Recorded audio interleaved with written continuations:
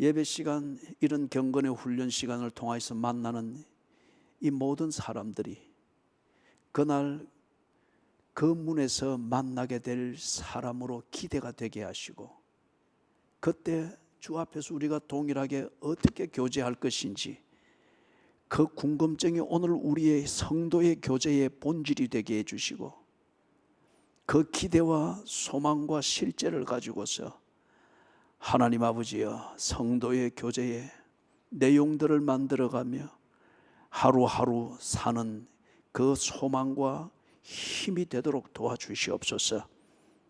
주여, 보내심한 한 성령을 오늘 우리의 이 시간 또한 보내주셔서 충만하게 하시옵소서.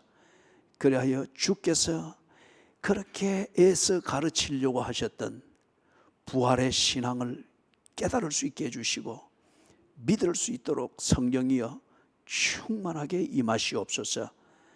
내 믿고 싶은 대로 믿는 이 체질을 태워 없애주시옵소서. 내 몸에 있는 근성대로 관성적으로 신앙생활하는 이 체질을 태워주시옵소서. 그리고 예수께서 보여주시고자 하시던 것, 믿도록 하고자 하는 그것을 깨닫게 해주시고, 예수님의 그 간절한 소원대로 믿음의 생활을 할 수 있도록 변화가 되게 해 주시옵소서. 주여, 우리가 이 부활의 신앙, 이게 우리의 현실이 되는 것을 깨닫고 이 믿음의 경지에 이르면 문제될 게 아무것도 없습니다. 주여, 아무것도 없습니다. 그날 아침 그 문 앞에서 만나자는 이 간절한 기대와 호기심과 감동과 흥분이 있는데 우리에게 무엇이 문제가 되겠습니까? 이 진정한 성도의 교제를 아는데 하나님, 무엇이 문제가 되겠습니까? 주여, 여전히 우리에게 문제가 많은 것은 이 신앙의 본질을 아직 깨닫지 못했거나 믿지 않기 때문입니다. 성령이여, 우리를 불쌍히 여기시고 우리 각 개개인을 불쌍히 여기시고 예배자를 찾으시는 아버지여, 예배드리는 우리에게 이것을 깨닫고 믿을 수 있는 은혜를 허락해 주시옵소서. 그래서 문제라 말하던 그 모든 삶의 문제들을 스스로 풀고 스스로 극복하고 이제는 그 자리에 밤에 노래가 있는 삶으로 바뀌게 해 주시옵소서. 예수 그리스도의 이름으로 간절히 기도드리옵나이다. 아멘.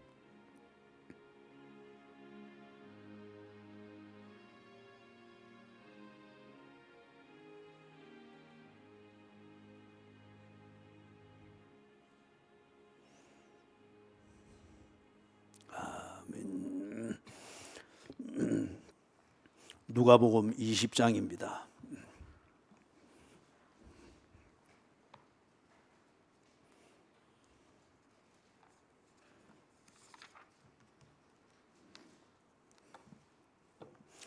누가복음 20장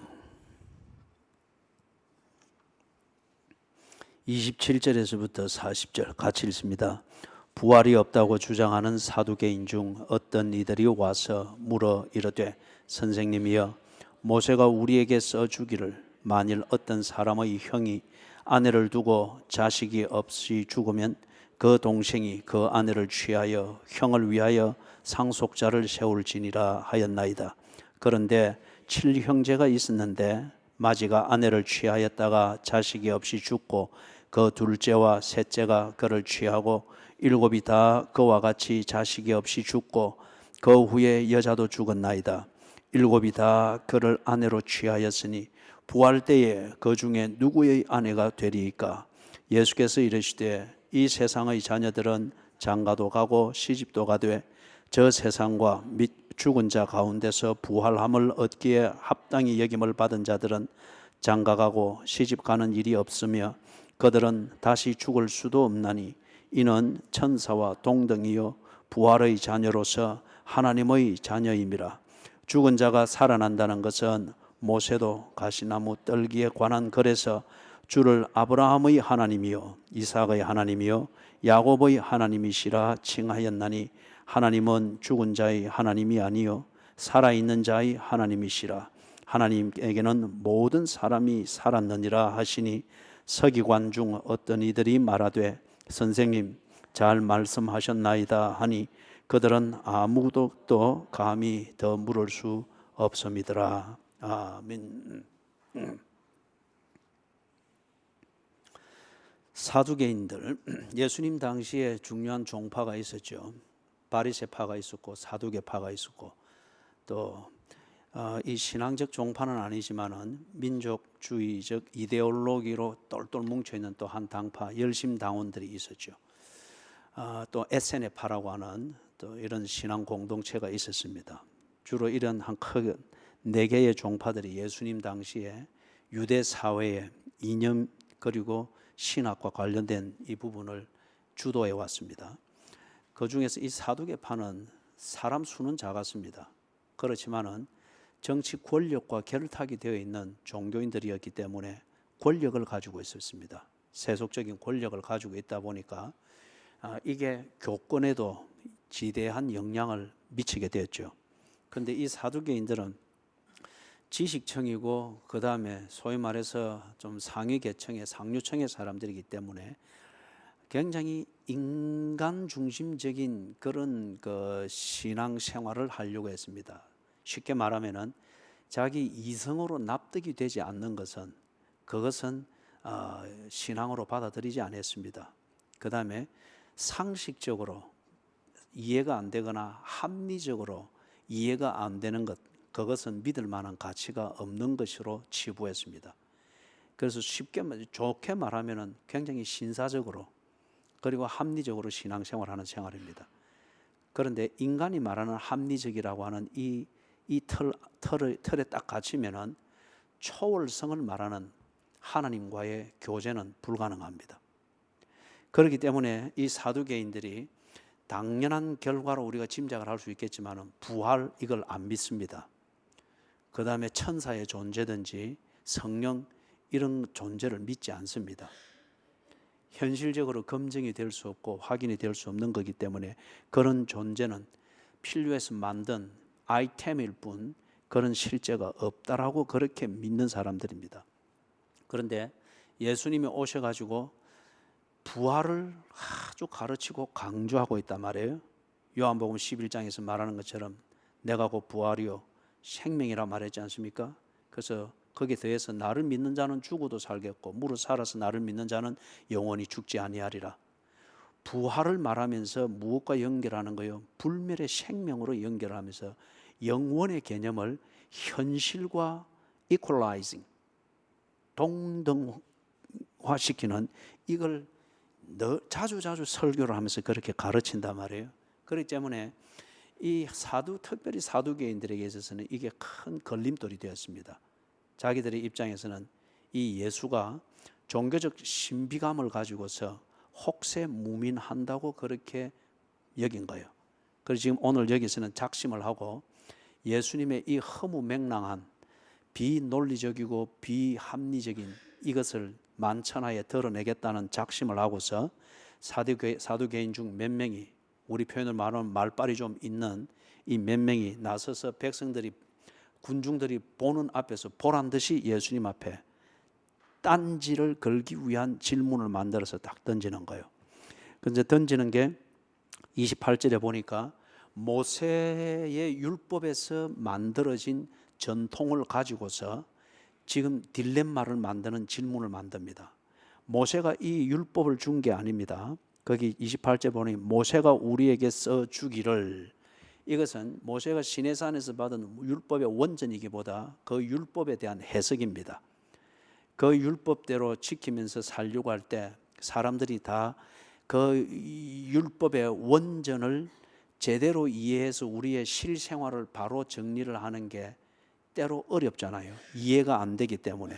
그죠? 그래서 이것에 대해서 이 조항은 이런 것이다. 예를 들면 간음하지 말라.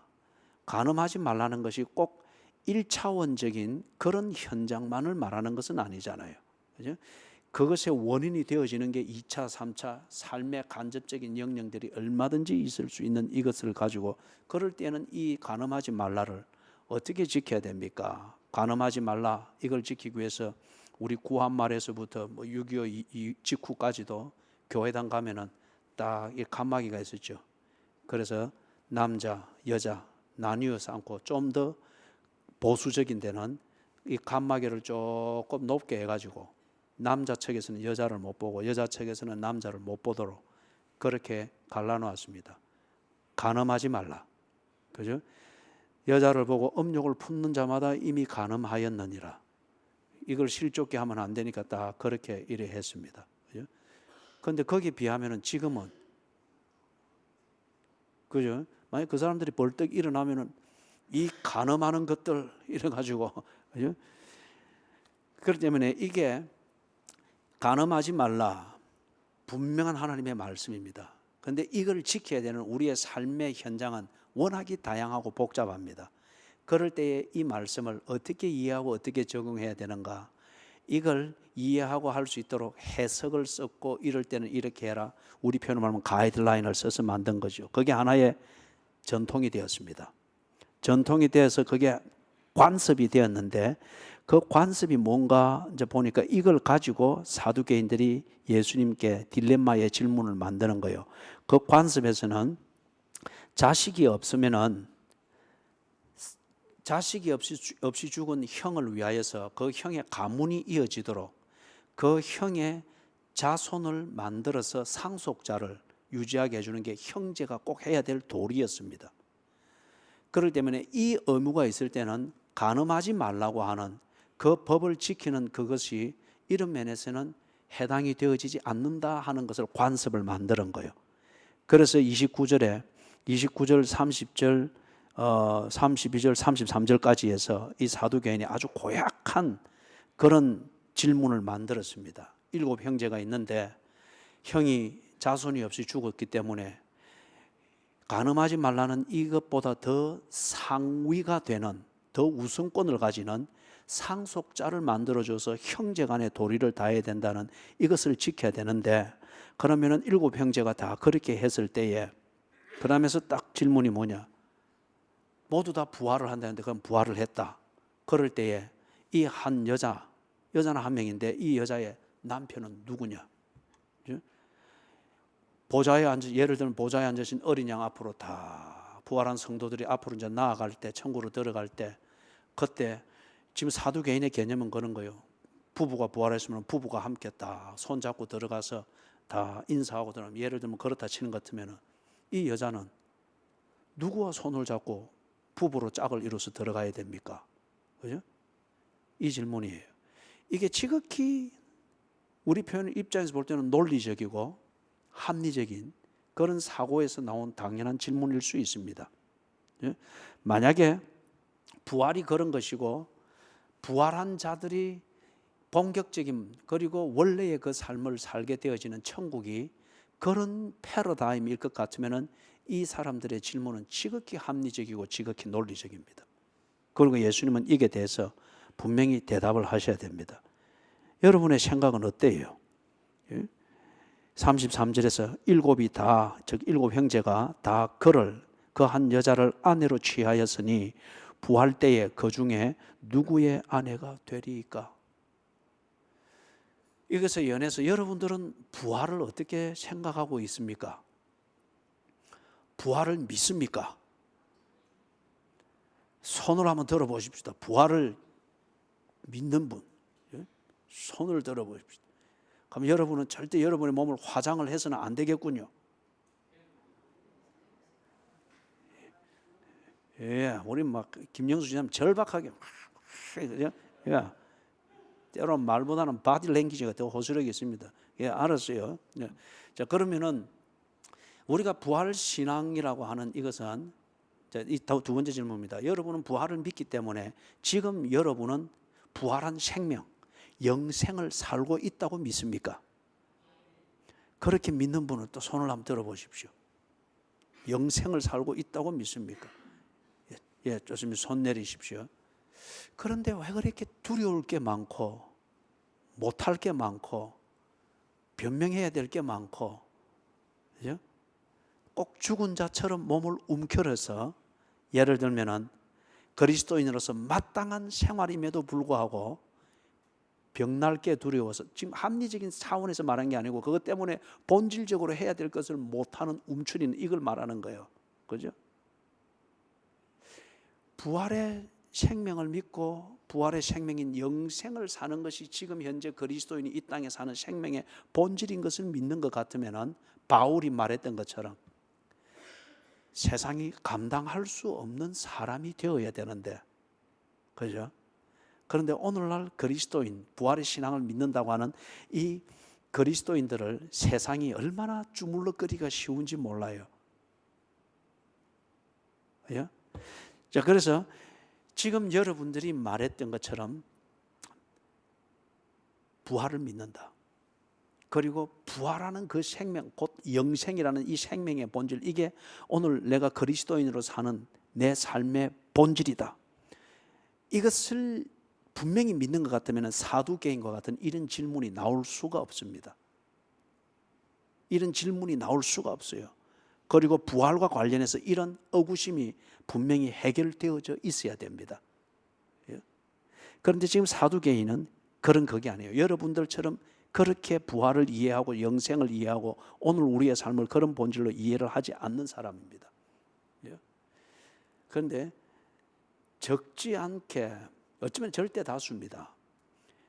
예수를 믿는다고 하는 교인들, 심지어는 설교자들마저도 부활을 여러분들처럼 그렇게 믿는 사람들이 그렇게 많지 않습니다. 그렇게 믿지 않기 때문에 삶의 장애와 제한들이 워낙에 많고, 두 번째, 그것을 그렇게 믿지만은, 오늘 저와 여러분처럼 그렇게 믿지만은 여전히 육체적 감각이 내게 만드는 그 피드백이 주는 공포심, 염려, 두려움, 이것 때문에 알지만은 믿지만은 그렇게 하지 못하는 비겁한 그리스도인들이 훨씬 더 많고, 그죠? 훨씬 더 많고, 세 번째 경우는 또 다른 극단, 이생과 저생을 완전히 분리하여서 이생에 대하여서는 아무 무가치한 어떤 그것처럼 21세기판 영지주의자들처럼 죽을 날만 기다리고 그 때만 기다리는, 비현실적으로 살아가는 이런 또 하나는 극단주의자들이 있을 수가 있죠. 그런데 이 사두개인은 부활을 전혀 믿지 아니하는 현실주의자들입니다. 그렇기 때문에 현실주의자의 논리와 그 틀에서 생각해 볼 때 이거는 정말 비합리적인 거예요.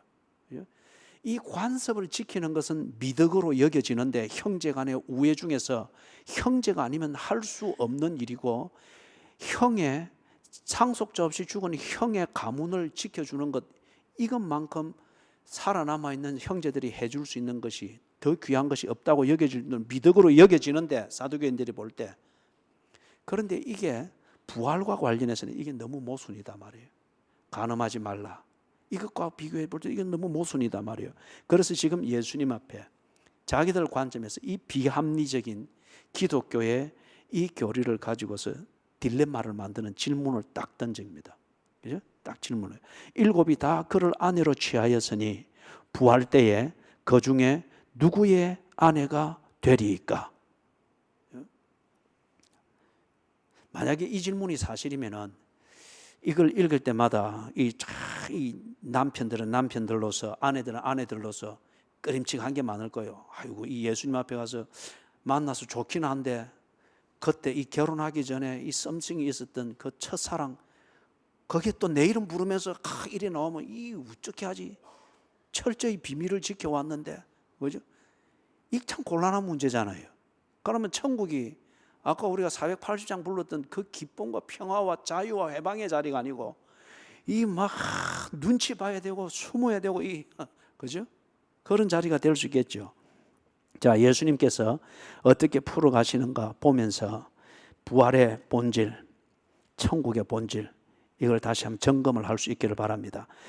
34절에서 보니까 두 가지 패러다임을 이야기합니다. 34절에서는 이 세상의 자녀들, 그 다음에 35절에서는 저 세상과 부활한 자녀들, 이 두 본질을 비교를 하고 있습니다. 다른 말로 말하면 이 세상에서 일어나는 일이 저 세상에서는 일어나지 않는다는 거예요. 이 세상에서 사는 동안에 필요한 일들과 제도와 감각들이 저 세상에서 사는 자들, 그들에게는 불필요한 감각이고 필요 없는 제도이고 있을 수도 없는 제도라는 거예요. 예? 그렇지 않습니까? 간단한 예로서 여러분이 바깥 외출을 할 때에 입는 옷과 집 안에서 입는 옷이 분명히 다르죠. 그죠? 분명히 다르죠. 이것을 확대해서 생각하면은 이 세상에서 살 때에 필요한 제도 꼭 필요합니다. 결혼, 일부 일처, 도덕 꼭 필요합니다. 저 세상에서 살 때 부활한 자들이 사는 저 세상, 여기는 지금 좁혀가지고 모든 자들의 부활을 말하는 것이 아니고 천국에 합당한 자들의 부활을 지금 좁혀서 이야기하고 있어요. 그들이 그렇게 부활한 자들이 사는 천국에서는 그런 결혼, 그것에 관련된 일부일체의 도덕, 제도 이런 게 필요한 세상이 아니라는 거예요. 그죠? 이걸 먼저 딱 대조를 하고 난 다음에 35절 마지막에서 거기서는 장가가고 시집가는 일이 없다는 겁니다. 여호와께서 꼭 세워야 될 집은 이 세상에서 필요한 것이라는 거죠. 그렇기 때문에 시집가고 장가가는 것이 필요하답니다. 그러나 그게 간음으로 이끌어지지 않도록 성령의 내주하시면서 간섭하시고 하는 이게 필요하나 거기서는 여호와께서 세워야 될 집이 필요가 없는 곳이랍니다. 여기서 말하는 그런 가정을 세워야 이게 필요 없으니까 시집가고 장가갈 일이 거기는 없으며 그 다음에 그들은 다시 죽을 수도 없나니. 자, 이게 뭘 말하는 걸까? 36절이죠 지금. 36절 다시 죽을 수도 없나니 이는 이유를 말하는데 그 부활하여 천국에 있는 그 자들은 어떤 자들인가? 다시 죽을 수도 없는 존재인데 왜냐? 첫째는 천사와 동등이요 둘째는 부활의 자녀이며 셋째는 하나님의 자녀임이라. 예를 들어서 우리 부활한 아까 아주 절박하게 볼살을 떨면서 저항을 했던 김영숙 집사님이 그죠? 딱 거기 가서 다시 죽을 일이 전혀 없는 그것은 김영숙 집사님에게 세 가지의 본질이 있기 때문입니다. 하나는 김영숙 집사님은 천사와 동등입니다. 이 말은 영적 존재라는 겁니다. 영적 존재. 더 이상 시간과 공간의 제한을 받거나 매일 필요가 없는 영적 존재라는 겁니다. 두 번째, 부활의 자녀이다. 이 말은 무슨 말이냐? 이 세상에서 해야 될 역할이 다 끝난 사람입니다.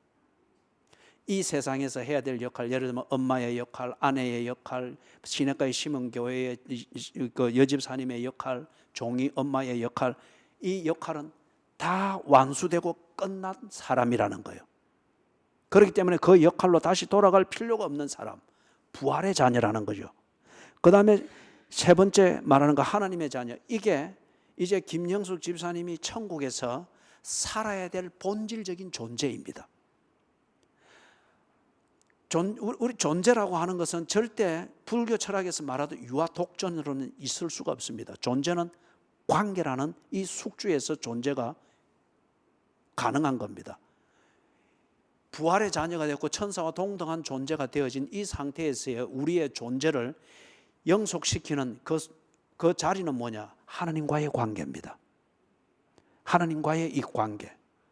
그리고 하나님과의 관계 안에 있는 존재이기 때문에 다시 죽을 수가 없다는 거죠. 이 말이 무슨 말이냐? 더 이상 시간에 매이고 공간에 매이고, 그래서 시간에 매일 때는 다음 시간을 준비해야 되고 공간에 모일 때는 다음 공간으로 이동하기 위해서 나를 준비해야 되고 뭔가를 해야 되는 이런 식의 존재로 더 이상 살 그런 게 아니라는 거죠.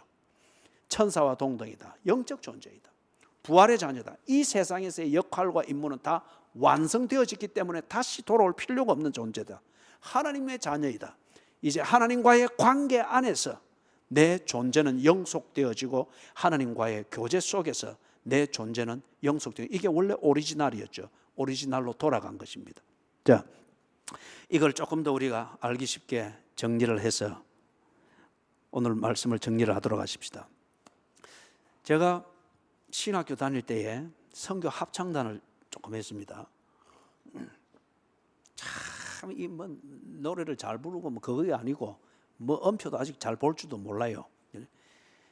이 그 흥분, 감동, 함께 한다고 하는 것, 이걸 가지고 매주 정기적으로 연습하고 그 다음에 경건의 시간 가지고 함께 교제 나누고 그래 하면서 1년에 한 차례 정기 공연을 했습니다. 그 정기 공연은 굉장히 공헌을 많이 들였고, 그리고 참 정기 공연 때마다 자리가 꽉꽉 찼습니다.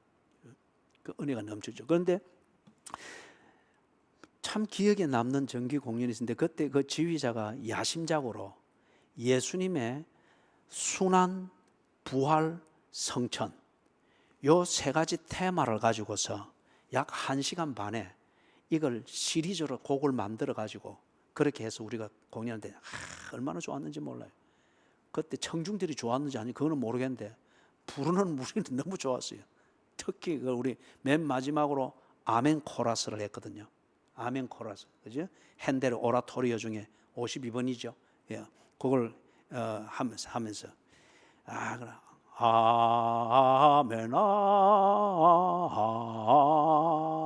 연습을 하는데 중간 부분은 너무 어려워가지고 앞에 쉬운 거 하고 맨 끝에 고함 팍 지르는 거 그래 하고 피날레를 딱 만든 거예요. 부르는 우리는 은혜 충만하게 받았습니다. 여학생들은 막 울고 막, 그죠? 이제 그런 다음에 인사들 하고 다 하고 난 다음에 잠시 모여서 소위 말해서 리셉션이라고 하는 것을 잠시 했단 말이에요. 그게 오늘 저한테 영감을 주었습니다. 이 본문을 이해를 하는 게. 딱 리셉션 자리에 다 이제 모였는데, 그래서 잘했어, 뭐 잘했어, 뭐 잘했어, 네 소리 너무 튀어나와서 그래도 그게 어울려서 뭐 하면서 이런데, 그런데 그게 바로 그 자리에 약 한 20분 정도 대화 나누면서 리셉션 잠깐 하는 그 20분의 자리에 1시간 반의 공연이 거기에 다 있습니다. 1시간 반 동안 우리가 긴장하고 때로 눈치 보고 지휘자 피칭 보고 그 다음에 소리 서로 맞춰가면서 긴장하고 함께 또 은혜 받고 하던 그 1시간 반이 그 20분의 리셉션 자리에 다 모여 있는 거예요.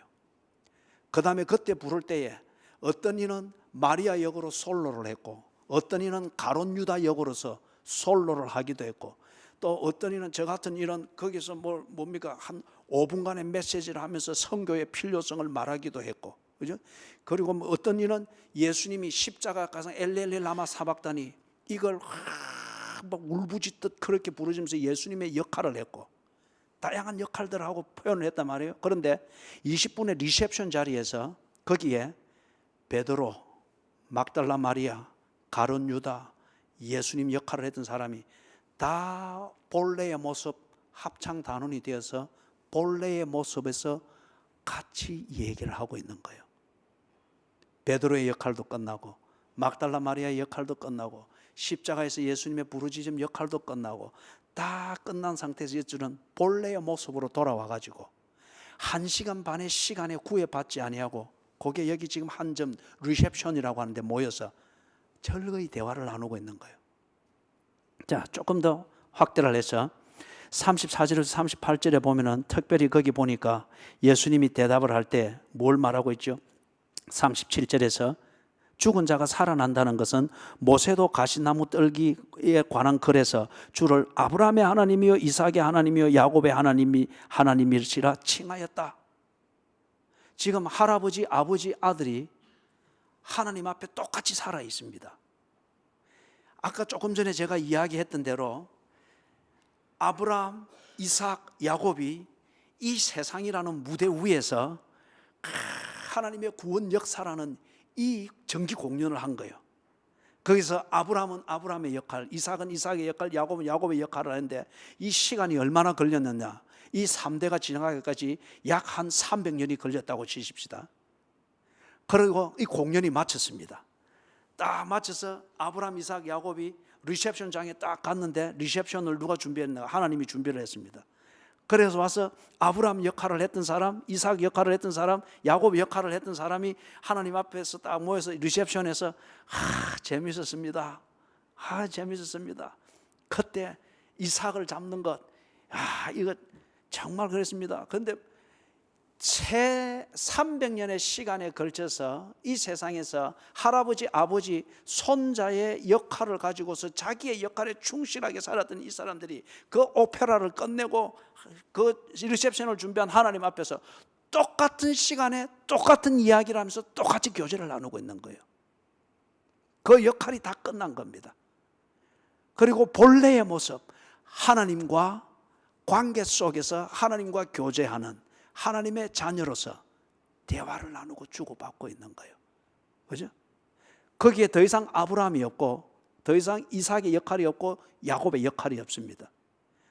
이 세상에서 어떤 목적을 위해서 자기 역할을 위해서 와서 역할을 했던, 아브라함의 역할을 했고 이삭의 역할을 했고 야곱의 역할을 했던 그 존재가 있을 뿐이에요. 그렇기 때문에 지금 그 자리에서 하나님이 호스트가 되어서 리셉션을 준비한 그 자리에서 아브라함, 이삭, 야곱이라는 이 신분의 차이가 없고 계급의 차이가 없습니다. 그것은 이 세상에 왔을 때 300년이라는 시간 속에서 300년짜리 오페라를 하는 동안에 자기들이 맡았던 역할이었습니다. 이 오페라가 끝나고 난 뒤에, 구속사의 한 부분인 역할이 끝나고 난 뒤에 그들은 돌아가서 하나님 앞에서 원래의 관계로 돌아갔습니다. 역할이 다 끝났습니다. 천사와 동등한 자요, 부활의 자녀로서 하나님의 자녀임이라. 자, 사랑하는 여러분, 조금 더 예를 들면은 지금 이 사두개인들이 질문을 내는 것처럼 왔습니다. 이 세상에 왔습니다. 어떤 이는 아버지의 역할, 어떤 이는 자녀의 역할, 어떤 사람은 남편의 역할, 어떤 사람은 아내의 역할을 합니다. 그래서 70 아니면 80년이 걸리는 인생이라는 오페라를 공연합니다. 아버지는 아버지의 역할에 충실하기 위하여서 소리를 지르기도 하고, 또 엄마의 역할을 맡은 자는 엄마의 역할에 충실히 하기 위해서 볼살 떨리도록 부정을 해야 되고, 그죠? 어떤 이는 남편의 역할에 충실하여서 인생이라는 오페라를 잘 만들기 위하여서 남편의 역할에 충실합니다. 아내의 역할에 충실합니다. 70년 아니면 80년의 시간과 함께 이 오페라가 다 끝이 납니다. 리셉션 자리에 딱 들어갑니다. 이 오페라를 준비하고 총지휘를 했던 그 하나님이 딱 리셉션을 준비하고 수고해서 오늘 오페라 정말 잘 됐어, 정말 멋지게 잘 됐어. 그러니까 거기서 막 리셉션 하면서 떠들고 막 놉니다. 아유, 하나님. 거기에 70 아니면 80년이 걸린 자기가 맡은 그 오페라 속에서 아내의 역할을 했고 남편의 역할을 했고 아버지의 역할을 했고 그 다음에 자식의 역할을 했습니다. 마치고 갔을 때에는 거기에 더 이상 아내는 없습니다.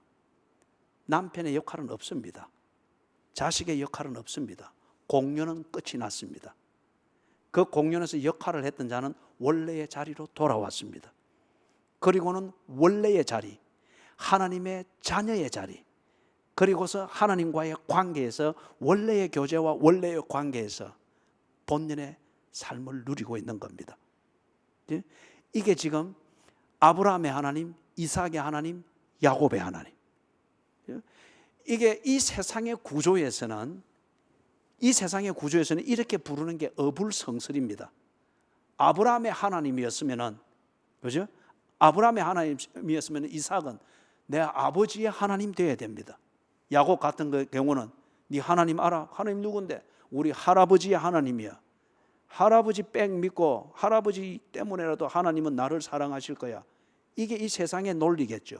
그런데 하나님께서 우리에게 보여주시고 그 본질로서 지금도 우리를 이끌어가고 계시는 하나님의 자녀라는 이 신분이 존재하도록 하는 이 세계에서는 그런 게 없다는 거예요.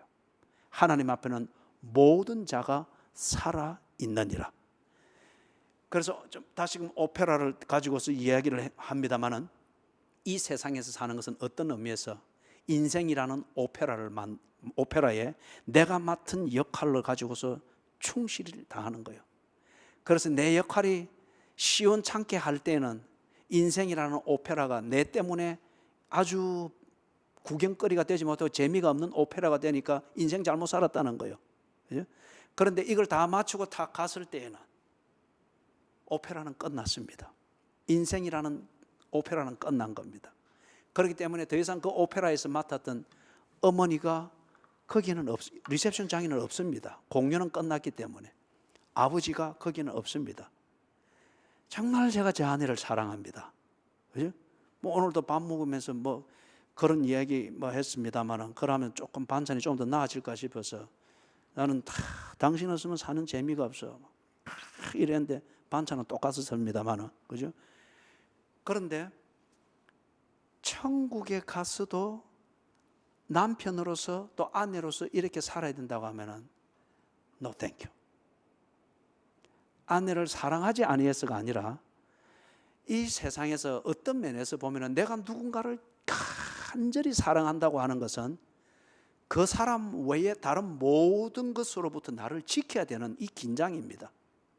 그리고 그 사람을 모든 것으로부터 지키고 내게 대한 관심에만 묶어두기 위한 경쟁 관계입니다. 이래 되면 천국은 사랑이 아니죠. 그죠? 철학적으로 봐도 그렇다는 거예요. 그렇기 때문에 지금 여기서 말하는 신학적 원리가 뭐냐? 인생이라는 이것을 사는데 필요한 역할이 있을 뿐입니다. 그리고 그 인생을 통해서 각 역할이 만들어내야 될 그 가치가 있습니다. 이걸 보고 우리는 일반적으로 말해서 하나님의 영광을 위하여 산다 그러죠. 그것을 위해서 내 역할이 끝나고 완성이 되어졌을 때 공연은 끝이 났습니다. 그래서 원래의 관계, 원래의 존재로 돌아갔을 때는 거기서 엄마의 역할, 아버지의 역할, 그래서 이 7 형제가 이 관습을 따라 이 세상에서 미덕이 되는 이것을 그렇게 했다 할지라도 이 공연이 끝난 천국에서는 그것은 더 이상 의미가 없다는 거예요. 다 동일하게 하나님 앞에서 하나님의 자녀라는 겁니다. 아브라함도, 이삭도, 야곱도, 맏형도, 둘째 형도, 셋째 형도, 그 형수도 다 하나님 앞에서는 동일한 하나님의 자녀라는 거예요. 그래서 거기에 형수가 있는 것이 아니고, 그 다음에 시동생이 있는 것이 아니고, 남편이 있는 것이 아니고 하나님의 자녀가 있을 뿐입니다. 그들이 이 세상에 사는 동안 그 역할을 가지고 그런 인생이라는 오페라를 만드는데 최선을 다하여 살았을 뿐이라는 겁니다. 그죠? 이게 부활의 생명의 본질입니다.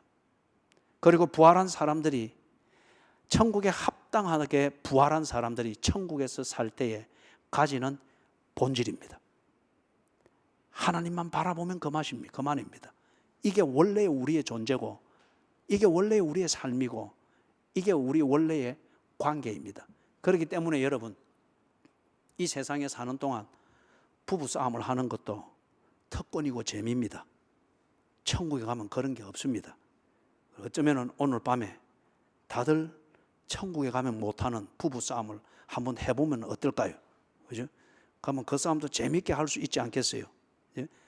반면에 천국에 가도 우리가 그렇게 만날 거야 라고 기대하면서 어떤 사람은 그게 위로를 삼고 어떤 사람은 그걸 두려움으로 삼는데 그럴 필요는 전혀 없습니다. 인생이라는 공연이 끝나는 것과 함께 인생에 필요했던 모든 역할은 다 종결이 되어지는 겁니다. 하나님의 자녀요, 부활의 자녀요, 즉 이 세상의 역할이 다 끝났다는 거예요. 천사와 동등이니라, 영적 존재입니다. 그죠? 자, 그래서 이 대답을 쫙 하고 나니까 39절에서 서기관 중 어떤 이들이 말하되, 이거는 바리새인들입니다. 바리새인들 중에서 이 성경을 잘 알고 있다고 하는 사람들이, 선생님 잘 말씀하셨나이다. 이 참 어떤 면에서 참 건방지죠, 그죠?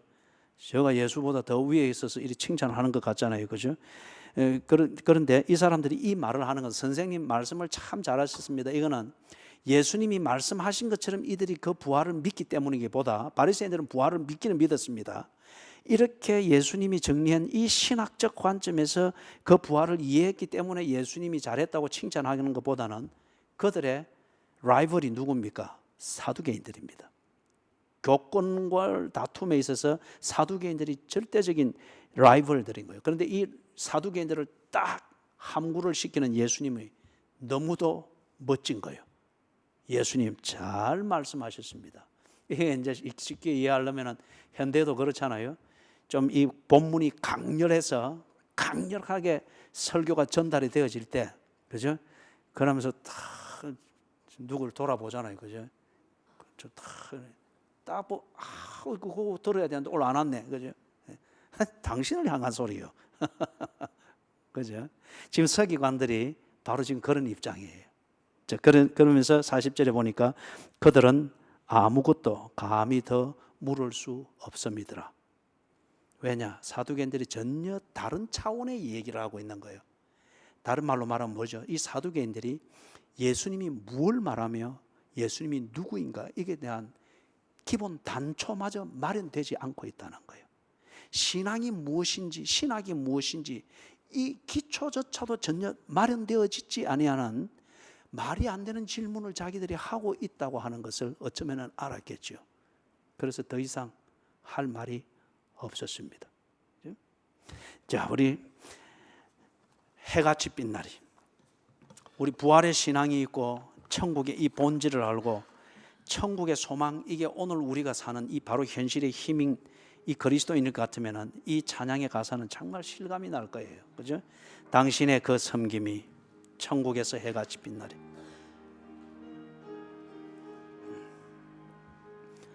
당신의 그 섬김이 천국에서 해같이 빛나리.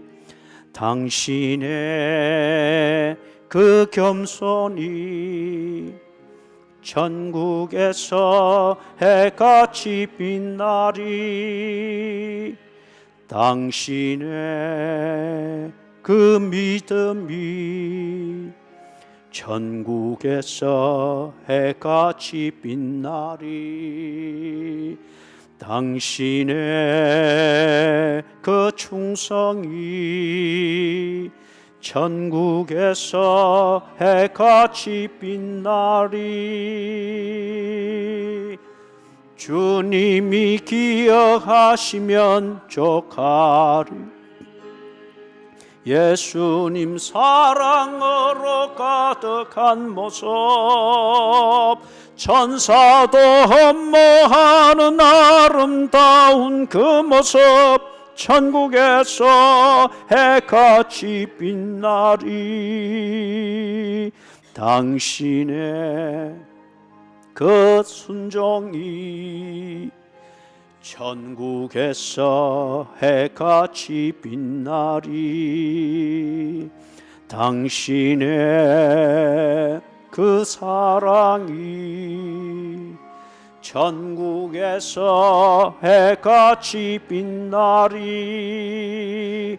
당신의 그 찬송이 천국에서 해같이 빛나리. 당신의 그 헌신이 천국에서 해같이 빛나리. 주님이 기억하시면 좋가리. 예수님 사랑으로 가득한 모습, 천사도 흠모하는 아름다운 그 모습, 천국에서 해같이 빛나리. 주님이 기억하시면 좋가. 예수님 사랑으로, 주님 사랑으로 가득한 모습, 천사도 흠모하는 아름다운 그 모습, 천국에서 해같이 빛나. 주님이 기억하시면, 주님이 기억하시면 좋가리. 불타는 사명으로 가득한 모습, 천사도 흠모하는 아름다운 그 모습, 천국에서 해같이 빛나리. 공연을 다 마치고 20분 리셉션을 하기 위해서 모인 것은 그 음악 강당 대홀 뒤에 있는 조그마한 홀이었습니다. 그런데 우리가 이 세상에서 자기 역할을 다 마치고 하나님이 준비한 그 리셉션 홀을 딱 들어갈 때 그 홀은 어디냐? 그게 바로 영혼입니다. 그게 바로 영혼이에요. 그렇기 때문에 그 영혼이라는 이 하나님과 나누는 천국이라는 이 리셉션에서는 70 내지 80년 인생이라는 오페라를 할 때 내가 가졌던 시간에 매이고 공간에 매였던 엄마의 역할, 아빠의 역할, 남편의 역할, 아내의 역할은 영혼 안에서는 없는 겁니다. 천국에서 하나님의 자녀로서 하나님과 리셉션을 하는 인생의 오페라를 마친 다음에 가서 리셉션하는 그 자리는 영원입니다. 영원. 그죠? 우리 기도하십시다. 하나님,